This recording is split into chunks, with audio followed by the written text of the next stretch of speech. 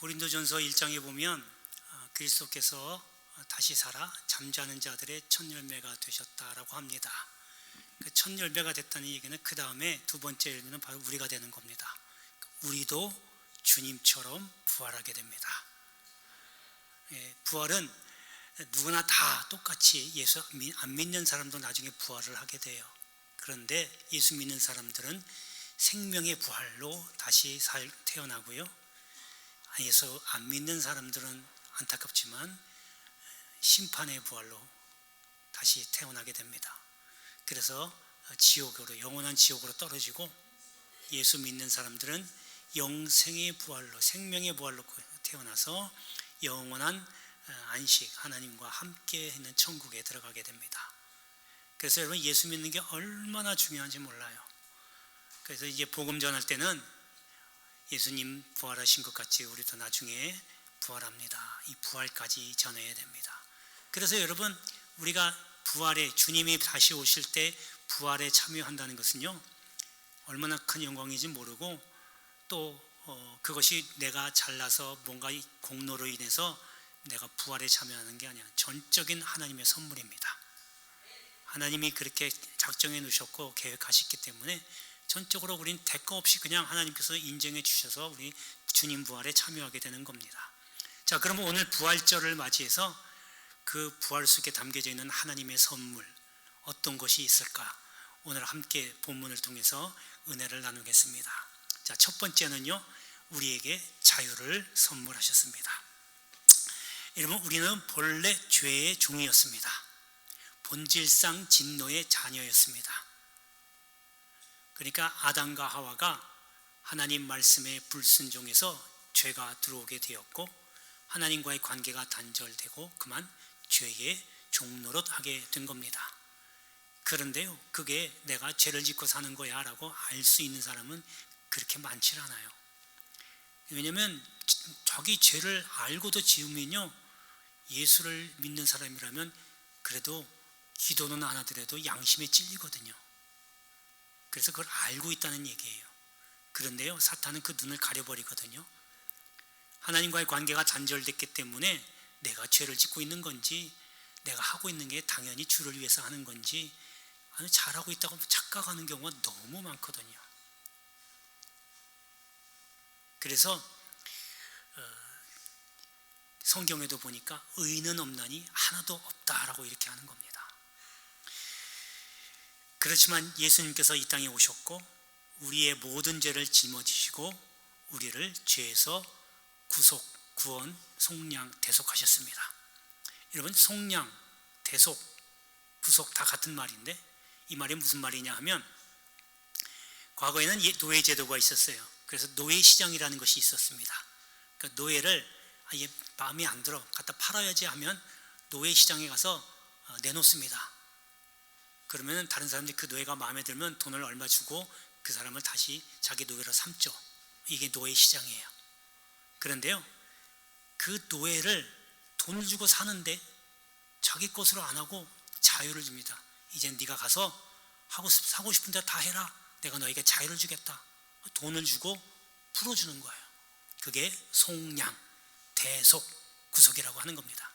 그러니까 예수님께서 나를 구속해 주셨다라고 하는 이야기는 죄값을 치르고 나를 풀어주셨다는 거예요. 할렐루야. 노예는요, 눈에 보여서 돈 주는 금전으로 값을 치르고 풀어주지만 우리의 죄는 눈에 보이지 않기 때문에 마찬가지로 주님이 그 값을 치르고 나를 죄인에서, 죄의 종에서, 죄의 노예에서 풀어준 겁니다. 그래서 자유를 얻게 된 겁니다. 여러분, 오늘 1절에 보면요, 그리스도께서 우리를 자유롭게 하려고 자유를 주셨다라고 하는 게 바로 이 속량하셨다, 대속하셨다라고 하는 의미입니다. 여러분, 모든 죄에서 우리를 속량하셨다 그런 얘기는요, 죄라고 하는 것은 두 가지가 있어요. 하나는 원죄와 자범죄가 있는데, 원죄라고 하는 것은 아담과 하와가 죄를 지어서 하나님 말씀에 불순종해서 그만 선악과를 따먹게 된 거죠.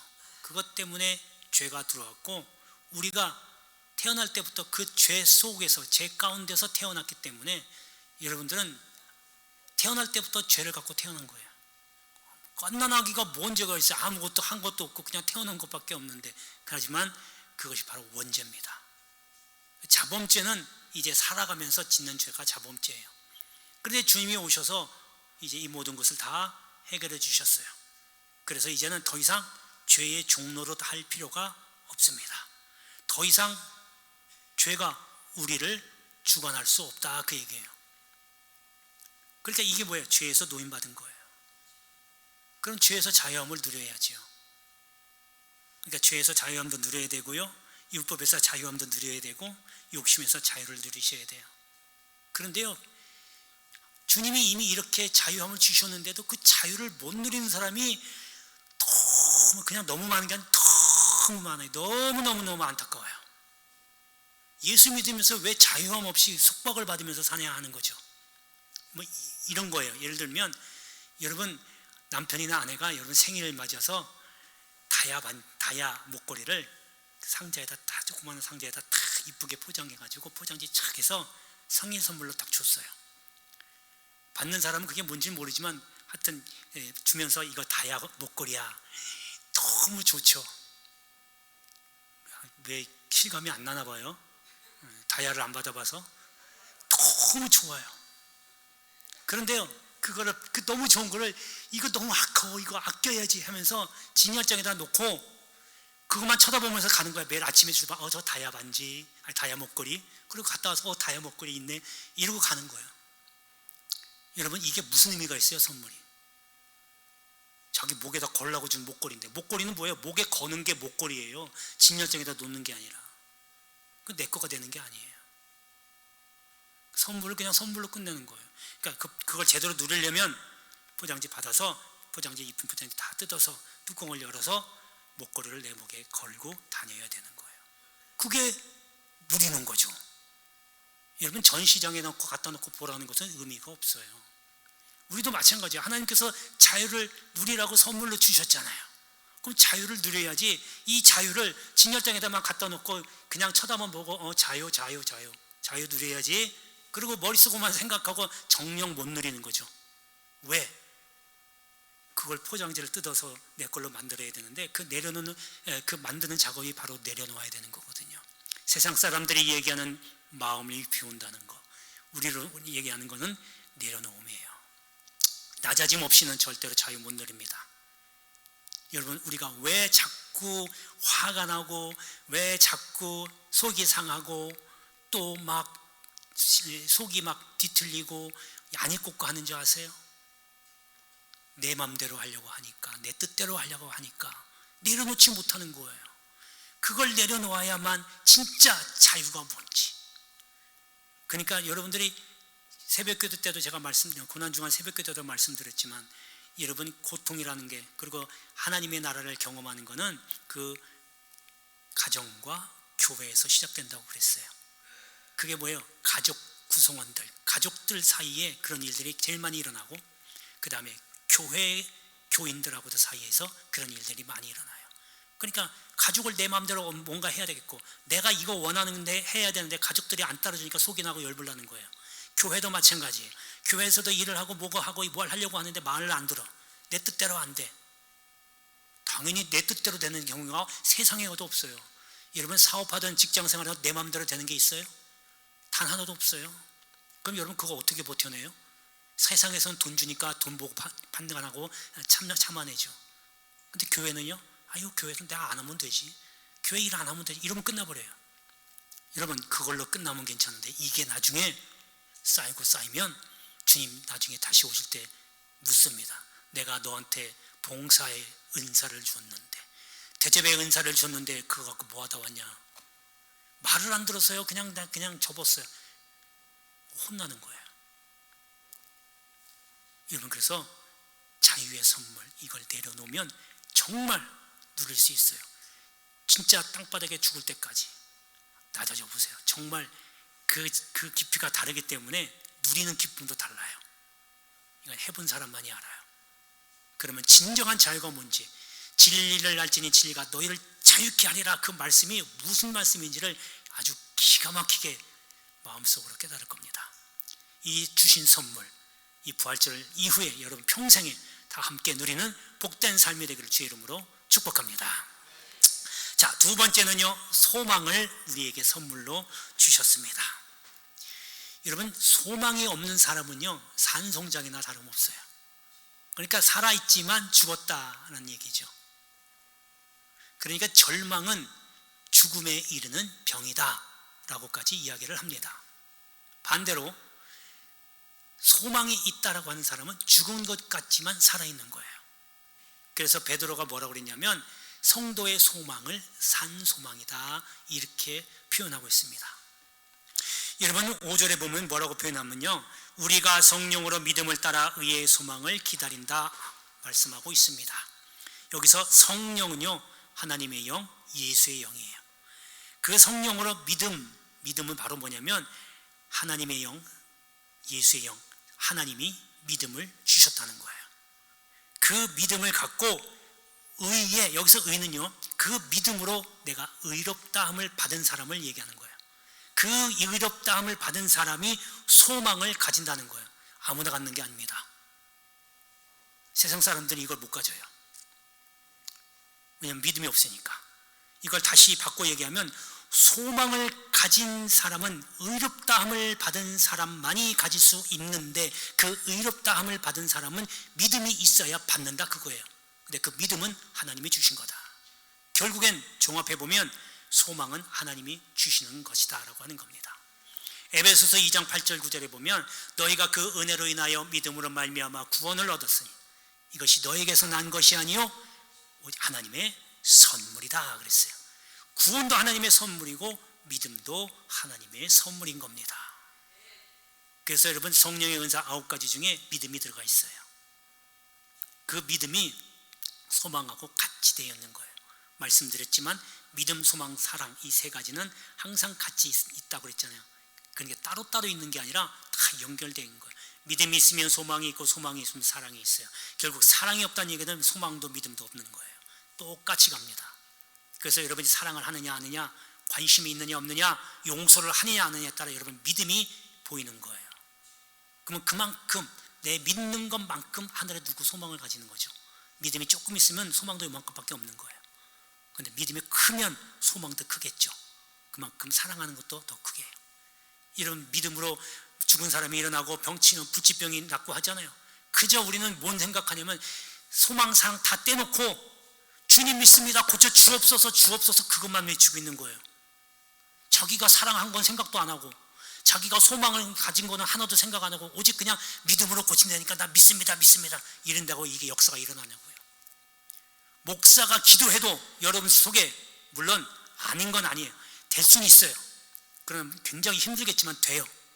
주님도 그렇게 하셨으니까.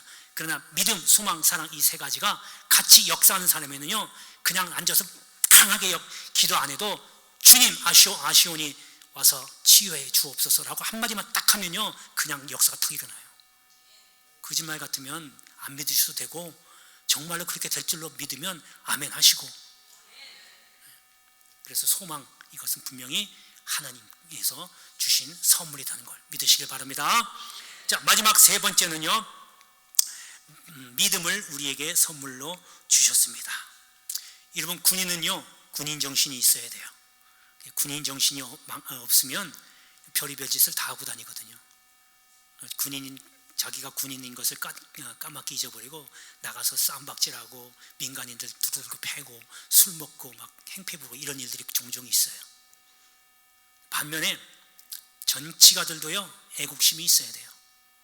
애국심이 없으면 부정부패 일삼다가 말로가 비참해집니다. 마찬가지로 그리스도인도요 오직 믿음이 중요한 거예요. 여러분 이 믿음은요 근데 아까 좀 전에 말씀드린 대로 하나님께서 주시는 겁니다. 자, 오늘 본문 말씀의 6절에 보면요 그리스도 예수 안에서는 할례나 무할례나 효력이 없으되 사랑으로서 역사하는 믿음뿐이니라 라고 하는데, 여기서 사랑이라고 하는 거는요 여러분 이렇게 연결되면 잘 보세요. 믿음은요 결단입니다. 여러분 주님을 믿는다 하는 얘기는요 우리는 매일같이 크고 작은 선택 속에서 살거든요. 오늘 부활절인데 가야 될까 몸이 아픈데 가야 될까 말까 여러분 선택하는 거예요. 그래서 몸이 아프더라도 나는 죽더라도 교회에서 예배드리다 죽겠다고 하는 순교하는 마음을 갖고 예배당에 와서 예배드리면 죽나 보세요? 안 죽어요.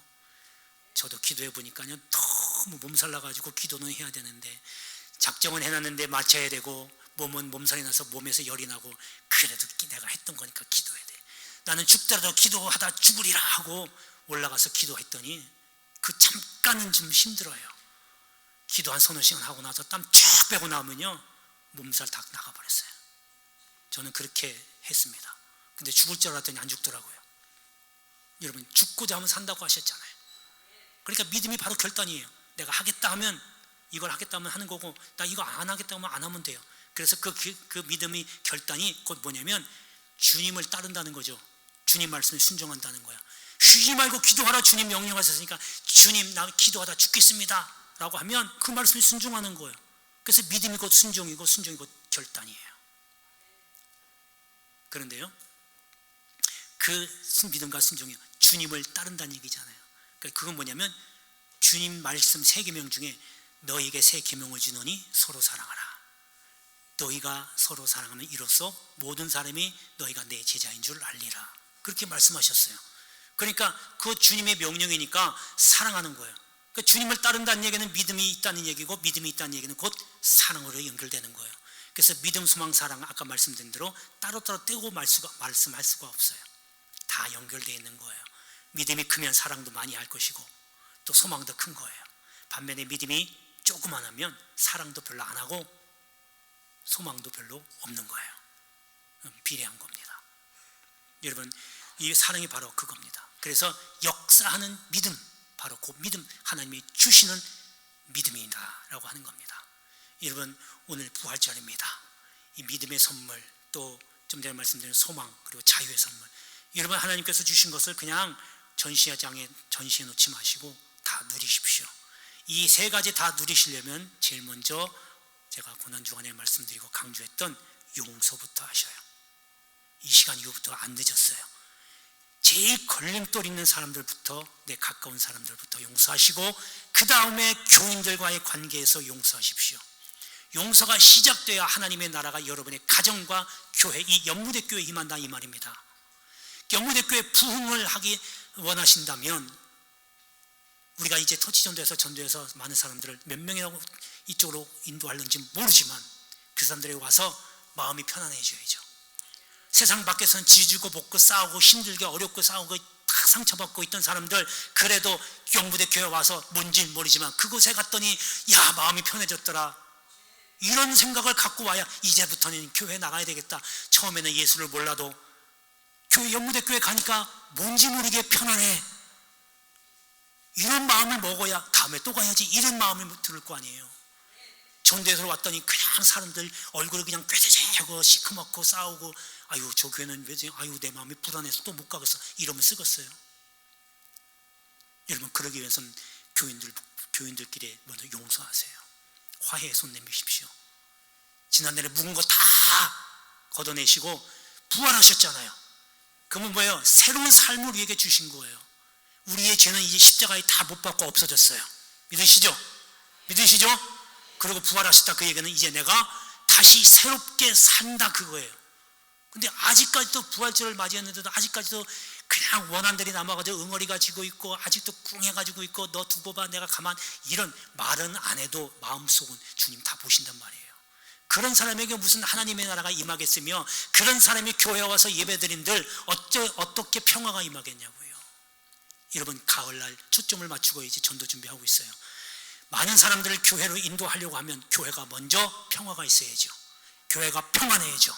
그래서 그 사람들이 나가서 싸우더라도 일단 와서 봐 come and see 그러면 너희가 평화가 뭔지 편안해질 거야. 이걸 경험할 수 있게 해 주셔야 될 줄로 믿습니다.